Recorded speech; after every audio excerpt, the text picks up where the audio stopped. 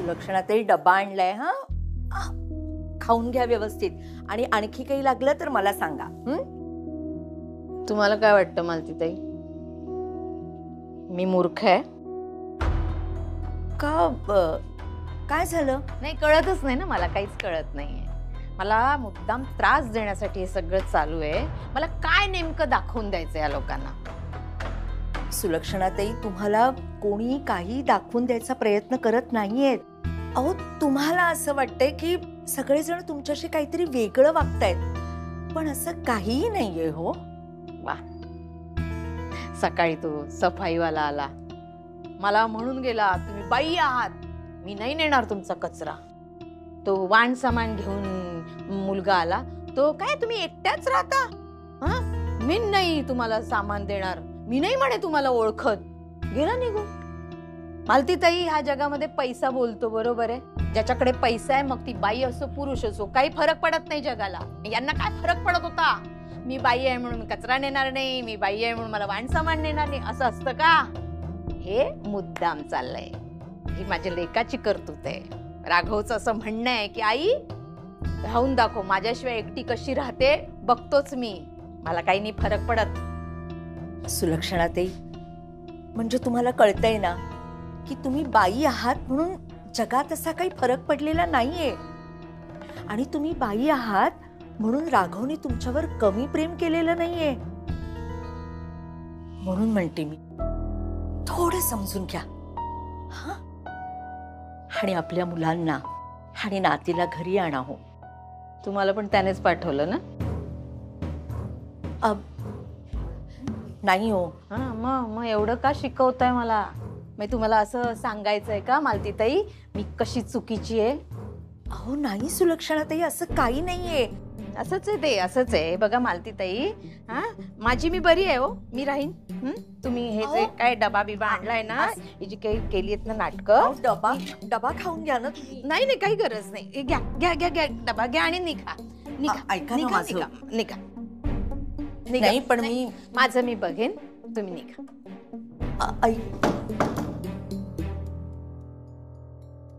काय बाई आहे? काय झालं? पटते का म्हातारी? नाही हो, उलट आणखी भडकल्यात त्या. ठीक आहे, दुसरा काहीतरी विचार करावा लागेल. चला चल.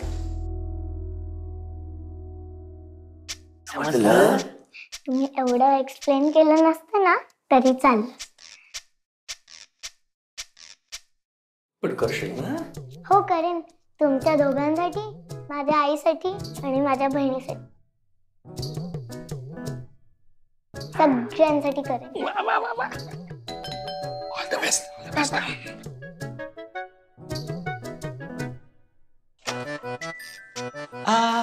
म्हणजे सोनू काय करतोय? बरं झालं तू आलास. बसतोस कुठे? चल वर. बसतोच कुठं? अगं थांब, बसतो ते पिल्लू. नाही, चल ना वरती. कशाला? मला खूप सामान घ्यायचंय माझं स्कूल मधलं. माझी टीचर ओरडली रे मला. चल चल. तुझं सामान आहे, तुला माहिती ना कुठलं सामान आहे, जा तिकडे घेऊन ये. मी थांबतोय इथे. अगं ऑफिस मधून लवकर आले, मला बाळासोबत बोलू तर दे. सोनू तुझी गरज आहे. चल चल चल ना. का असं? बरं थांब थांब बाळा, मी पटकन जाऊन येतो. हे तुझी दीदी ऐकत नाही. आलो हा मी पटकन. हे आई कुठे? आई आतमध्ये बसली. हा आनंदी, बाळाकडे लक्ष दे बरं, आम्ही पटकन जाऊन येतो. चल ये.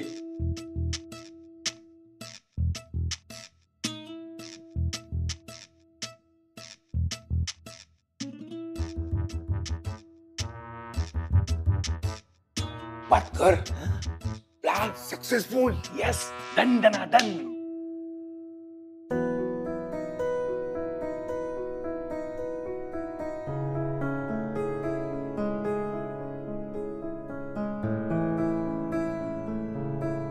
अरे बाबा चल ना तू पण. चल.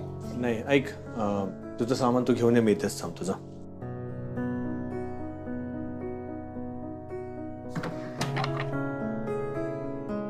चिंगे, आलीस तू? बाबा बाबा कुठे? मी फक्त माझं सामान घ्यायला आले. हो का? म्हणजे अभ्यासाचं सामान का? हो, पुस्तकं घ्यायला आलेत. मला होमवर्क करायचं ना. मग इथेच कर ना होमवर्क. शांतता आहे इथे बस. मी घेते तुझा होमवर्क. ये नाही, मला स्कूलमध्ये पण द्यायचे आहेत ना बुक्स.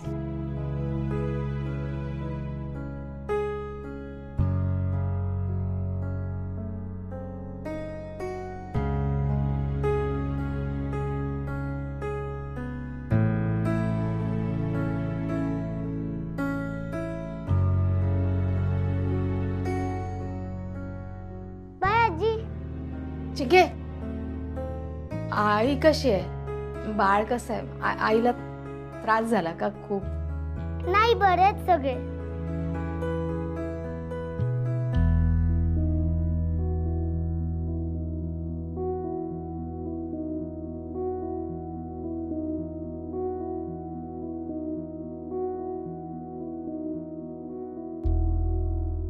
का वागतेस अशी आजी तू? तू सुद्धा एक गर्ल आहेस ना, आणि माझी बहीण सुद्धा. काही लोक आपण मुलगी आहोत म्हणून आपल्याला नीट नाही वागवत अगं. आणि हे मी समजूच शकते. जेव्हा माझ्या शाळेतला एखादा मुलगा मुलींना वीक समजून आमच्याशी वाईट वागतो, त्याला वाटतं आपण मुली म्हणजे रडणाऱ्या, आपल्याला स्ट्रॉंग राहता येत नाही. आठवतंय ना आपल्या सोसायटी मधली मुलं मी मुलगी आहे म्हणून मला फुटबॉल खेळायला घेत नव्हते, पण बाबांचे बाबा त्यांनी मला फुटबॉल शिकवला. मग मी त्या मुलांना त्यांच्याही पेक्षा भारी खेळून दाखवलं. म्हणजे ते समजत होते तशी मी वीक नाहीये ना, हे मी त्यांना प्रूफ करून दाखवलं. तसं प्रत्येक मुलगी स्वतःला प्रूफ करून दाखवू शकते आजी. पण या सगळ्या मुलांना नाही कळत, कारण त्यांना मुलींशी कसं वागावं, कसं बोलावं हेच कळत नाही. पण तू पण एक मुलगीच आहेस ना आजी, तरी तुला कसं कळत नाही ग की आपण कसं मुलींशी वागलं पाहिजे? तू माझ्या बहिणीला का आपलंसं नाही म्हणत? तू एकटीने जर सगळं ऐकून घेतलंस आणि तू तिच्याशी चांगली वागलीस तर आपले सगळे प्रॉब्लेम सॉल्व्ह होतील. आजी, आम्ही परत घरी येऊ शकू ग? माझं म्हणशील तर मला तुझी फार आठवण येते आजी. पण तुला जर माझी बहीण नकोय ना तर मी पण नाही येणार. आजी, तुला नकोय का ग माझी बहीण?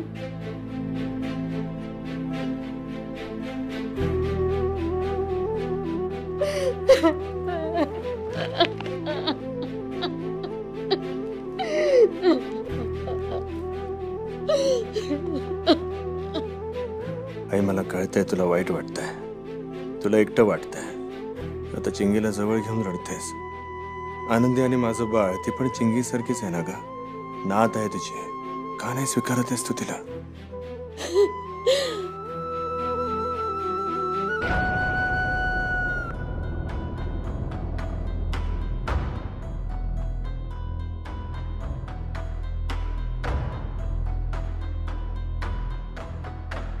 जा, तुझा बाबा वाट बघतोय. आणि माफ कर मला, मी तुझं मन दुखवलंय का? माफ कर, मी नाही येत. पण आता चिंगे तू आणि मी नाही एकत्र राहू शकत. तुमचं वेगळं घर आहे, वेगळा संसार आहे, वेगळं कुटुंब आहे. मी इथे राहते. तुमच्या वाटा वेगळ्या झाल्यात, माझ्यापासून वेगळे झालात तुम्ही. जा जा जा.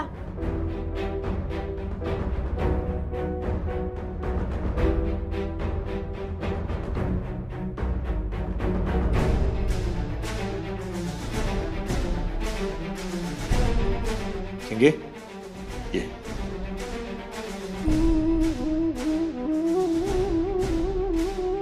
घेतलं सगळं सामान? चल चल.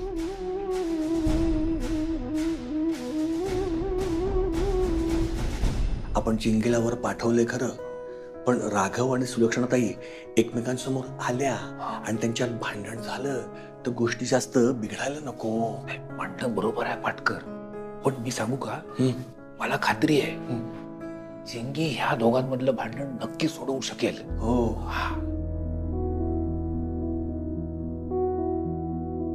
काय हो, कुठे गेला होता दोघही? तिचं साहित्य आणायला मी वर गेलो होतो आणि ते शेवटचं. यापुढे त्या घरात काही सामान राहिलं असेल तुम्ही स्वतः आणायचं. मोठं सामान असेल तर पॅकर्स मोर्स कोणालाही बोलवा, त्यांच्याकडून आणून घ्या.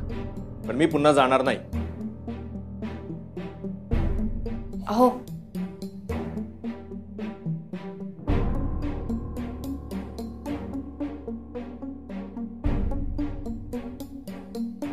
चिंगी चिंगी चिंगी ऐक, वर काय झालं? म्हणजे तुला सांगितलं होतं तसंच केलंस ना सगळं? हो तसंच केलं. चिंगी इकडे. काय झालं? एवढी महत्वाची पुस्तकं होती तुझी? हा, बाबांना का घेऊन गेलीस वर? काय चाललंय तुमचं? कुठे काय, काही नाही. अगं चिंगी वर गेली होती, मग राघव पण तिकडे होता, सुलक्षणाताई असतील, मग त्यांच्यात काय झालं हे विचारत होतो. पण बाबांना वर घेऊन जा असं चिंगीला कोणी सांगितलं? कोणी सांगितलं? मग कोणी म्हणजे? मी सांगितलं. मी म्हणालो कसं आहे ना, सुलक्षणाताई आणि राघव यांच्यातले संबंध चांगले व्हावेत असं आम्हाला वाटतं. चिंगी जा अभ्यास कर. पुस्तकं आणलीस ना, जा बस अभ्यासाला. तुम्हाला दोघांना आईंचं म्हणणं पटतंय का बाबा? अगं आबा? आई, नाही तसं पटत नाहीये, पण काय ना, आईपासून दूर राहून राघव खुश राहू शकत नाही एवढं मला समजतंय. म्हणजे आता त्यांचे विचार बदलतील किंवा बदलणार नाहीत, पण तुम्हाला त्यांची गरज आहे आणि त्यांना तुमची गरज आहे एवढं मला समजतं. म्हणजे आम्हाला समजतंय. नक्की. आणि ऐक, कसा ना आनंदी, समजून घे, मान्य सुलक्षणाताईंका नातूच हो कोय असो असं त्यांचा हट्ट. पण माका याक सांग, गेल्या काही वर्षात त्या चिंगी बरोबर त्यांनी किती प्रेमान वागले होते, किती माया केली त्याच्यावर त्यांनी. आता कसं झालं ना, आत्ताच्या क्षणात त्यांना नातू नाही झालो ना, ही गोष्ट लागली आहे, त्यांना वाईट वाटतं म्हणून ते असे वागतं. पण मी तुका अगदी खात्रीन सांगतोय, एकदा ह्या नातीचा तोंड त्यांनी बघितलेली ना, ती अगदी चिंगी सारखी माया करतली ती त्याच्यावर. शेवटी आजी हा किती दिवस नातीपासून अशी रागावून राहणार, लांब राहणार. नाही, तुमच्या दोघांचं म्हणणं पटतंय मला. कदाचित बाळाला स्वीकारतील आई, पण आता अडून बसल्यात ना त्या, हे पण अडून बसलेत. तुम्ही कशाला समोरासमोर आणलं त्या दोघांना बरं? आनंदी, काय माहितीये का, त्या मायलेकामध्ये अबोला आहे. समजा ते दोघं एकमेकांसमोर आले आणि काही बोलणं झालं तर त्यातून काहीतरी चांगलंच निष्पन्न होईल ना. बाबा, पण आता हे दुखावले गेलेत ना, त्याचं काय करायचं आपण? आता थांबा, बोलते मी ह्यांच्याशी. अभ्यास कर.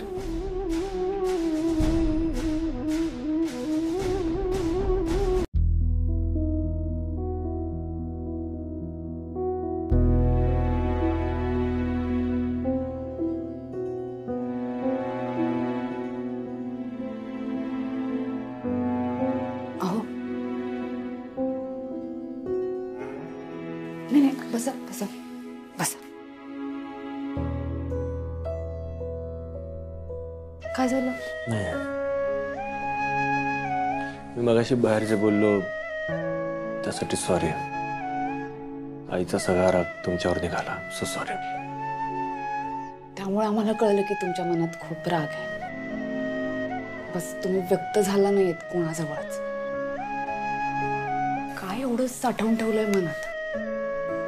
बोला ना, माझ्याजवळ बोला, हवं तर आईंजवळ बोला. नाही, आईशी नाही बोलणार मी आता कधीच. ती तिचा हट्ट सोडायला तयार नाही, तिचं मत बदलायला तयार नाही. ती जोवर ती आपल्या मुलीचा स्वीकार करत नाही, मी तिच्याशी बोलणार नाही. बरं, माझ्याशी तर बोला. नाही, तू काळजी करू नकोस, शांत हो. आणि तुम्ही मात्र माझी काळजी करा. आत्ताच डिलिव्हरी झाली आहे, मला त्रास होतोय, बाळामुळे माझी झोप नीट होत नाहीये, म्हणून हिला कसं सांगावं असं वाटतंय ना तुम्हाला. पण एक गोष्ट नेहमी लक्षात ठेवा, तिची आई होण्याआधी मी तुमची बायको आहे. तुमच्या मनात काय चाललंय, तुम्हाला काय दुखतंय, काय खुपतंय, हे सगळं जाणून घ्यायचा हक्क आहे मला. सगळ्यात आधी तुम्हाला काय होतं ना हे मला कळायला हवं. बोला ना, तुम्हाला बरं वाटेल माझ्याशी बोलून. मी आईला आज रडताना पाहिलं. तुम्ही काय बोललात त्यांना? चिंगी बोलली. चिंगी म्हणाली की तू बाळाचा स्वीकार कर, नाही तर मी सुद्धा या घरात येणार नाही. चिंगीचं हे ऐकल्यानंतर आई तिथल्या तिथे कोसळली. तिला रडू आवरलं नाही, तिला खूप वाईट वाटलं. तिला त्या अवस्थेत पाहिल्यानंतर मला ते दिवस आठवले जेव्हा बाबा मला सोडून गेले होते. आईची तीच अवस्था झाली होती. मी लहान होतो, पण हळूहळू मी तिला तिचा आधार वाटू लागलो. आताही तीच अवस्था आहे, पण निदान तेव्हा मी तिच्या सोबत होतो. आता तिच्या सोबत कोणीच नाहीये तिला सावरायला. पण तरी सुद्धा ती तिचा हट्ट सोडायला तयार नाहीये. बघ, आपण तिच्याकडून काय अपेक्षा करतो? एवढीच ना की आपल्या बाळाला तिने स्वीकारावा, आजी म्हणून भरभरून प्रेम द्यावं, एवढीच एक छोटीशी इच्छा आहे तिच्या. नाही, तिने खरंच जर का सगळ्या नको त्या गोष्टी बाजूला सारून आपल्या बाळाला स्वीकारताना आपण एकत्र राहू शकतो ना. जी खरंच इच्छा आहे ना की आईने आपल्या बाळाला स्वीकारायला हवं. असं जर का झालं ना तर मी हे सगळं काही विसरून जायला तयार आहे आनंदी. ठीक आहे, तुम्ही काळजी नका करू. मी बघते काय करायचं ते. तुम्ही फक्त असं खचून नका जाऊ.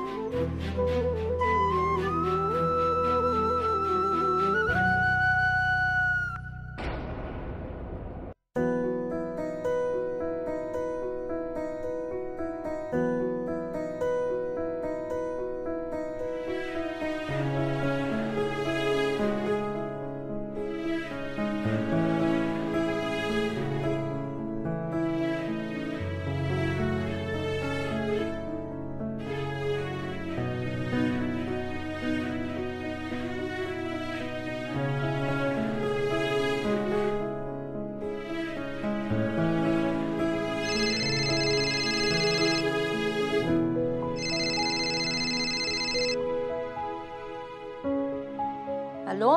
हॅलो आई. अगं बोल ग आनंदी. आनंदी, अगं तुझे आबा आल्यापासून ना हे घरात थांबतच नाहीयेत. आबा आणि हे सारखे कुठेतरी फिरत असतात. तुझ्या आबांना सांग तुम्ही आता जाऊच नका गावाला, आमच्याच इथे राहा यांच्या सोबत. म्हणजे माझ्या डोक्याचा ताप कमी होईल ना. काय ग? अगं फोन तू केलायस आणि मीच बोलतीये. तुला काही बोलायचंय का? का ग अशी गप्प का? सिरियस आहे का काही? नाही नाही नाही आई, काळजी करण्यासारखं काहीही नाहीये. मला तुमची मदत हवी आहे. अगं माझी मदत हवी आहे ना, बोल काय करायचंय? आई,